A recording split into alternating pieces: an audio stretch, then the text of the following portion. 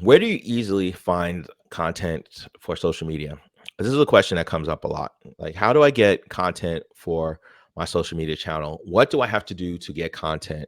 Please tell me, Edward, how can I get out there? Yeah, let's go. We came a long way. That's what the song say. And I could do all things. I could do all things. Yeah, I could do all things. Yeah. We came a long way. That's what the song say.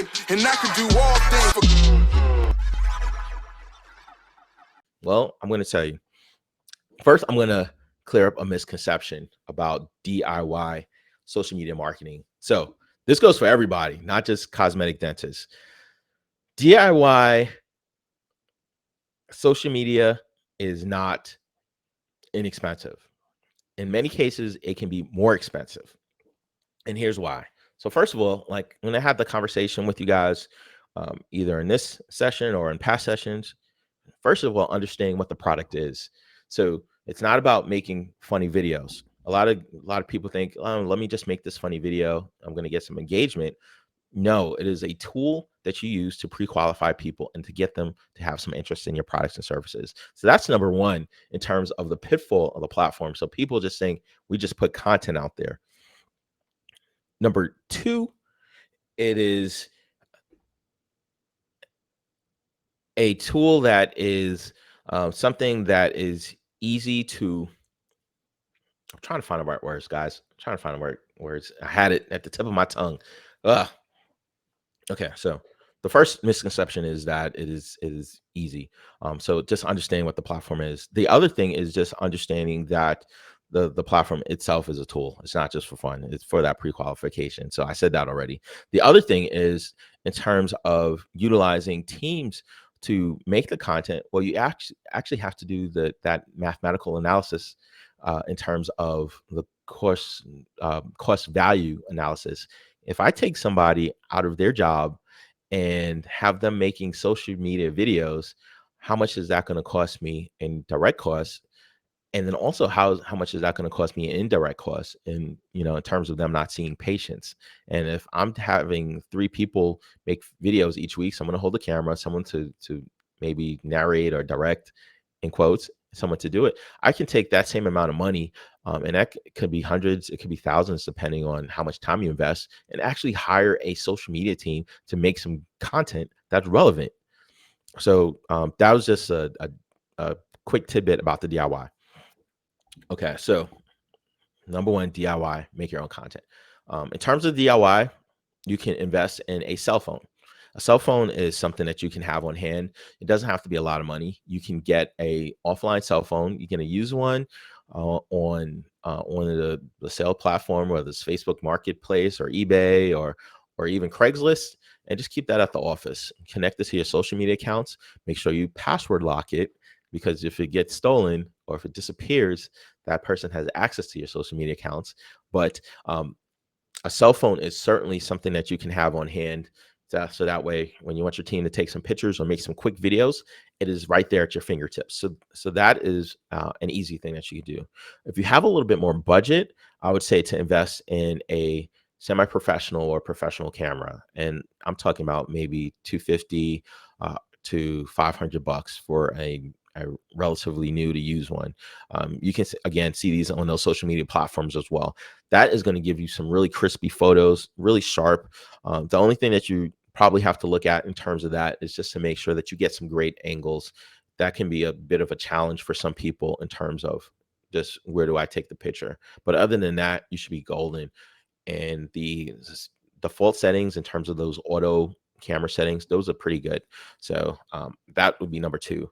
The next thing I would say is to look for stock images on some of these platforms. And I'm going to have preface this with, we don't endorse any of these platforms, and some of them we are partners with. So if you see any of the links, we have affiliate links on our platforms. But I will say, like a VistaCreate. VistaCreate is a platform that is similar to Canva. Also, I would recommend Canva. That has a photo library where you can create content, but it's also a great source of original and unique content if you know how to use it properly. Also, Adobe and Shutterstock are great platforms that you can use to create content. You can get a subscription. They give you a certain amount of images each month, depending on what the rights are with the platforms. But I definitely recommend those. I would definitely stay away from the free platforms. The free platforms can be good to get the content, but the challenge is with a lot of those free platforms is that sometimes, or every once in a while, an image lands there that doesn't belong there, and it may be even something like a Getty Images image. And I've seen this before. So like when we're building our client sites, we don't use any of that free content.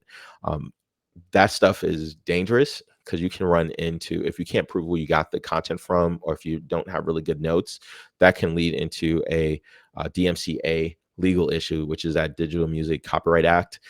Essentially, a lot of you guys are familiar with that with music. Don't copy music, but it also goes for other works of art. And then another quick notes on those images.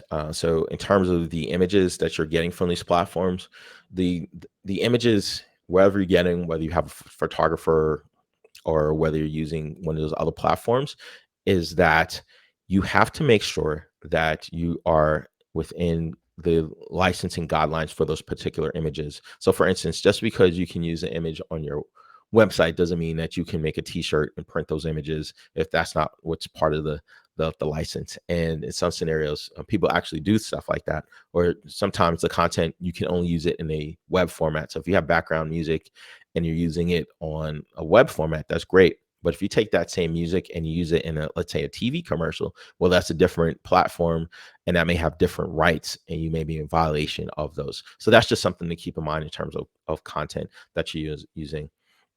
And then in terms of actually using the content, I would say to adhere to some basic guidelines. So this is super important. A lot of you guys don't even think about stuff like this, but don't use the images in such a way that it's going to make the subject of the image look bad.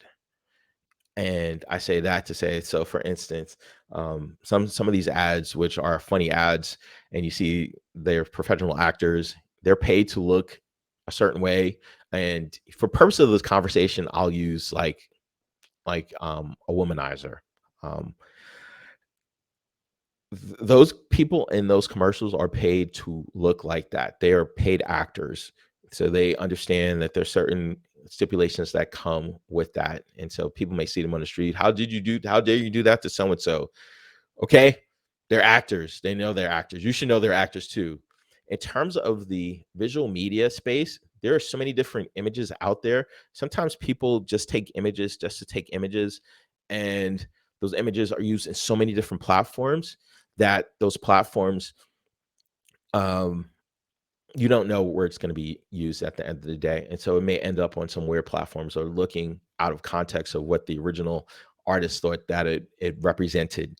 And in that scenario, I would say to make sure you use care, because that can lead to other issues and other challenges. That's just a sidebar, but essentially just make sure that the images don't make people look bad. And also, in terms of the images, make sure that those images represent your target demographic. That is who your office is about. So if I'm in a certain zip code and that zip code has a certain type of demographic, I'm going to use images that are relevant toward that zip code. And if I go to a different zip code and they have a different demographic, I'm going to use different images that represent that. And that could be anything from social to religious to socioeconomical. You, again, want to meet people where they are. So you shouldn't really be insensitive to your demographic by posting images that aren't relevant or don't have a connection with that, because you're either going to upset some people or you're going to have just a disconnect and you're going to end up wasting money at the end of the day. Anyway, I want to know your thoughts, your comments. Put them in the comments below. Again, if you have the opportunity, do that thing, smash that like button. All right, guys, I'll see you all next video. Yeah, we came a long way. That's what the song say, and I can do all things.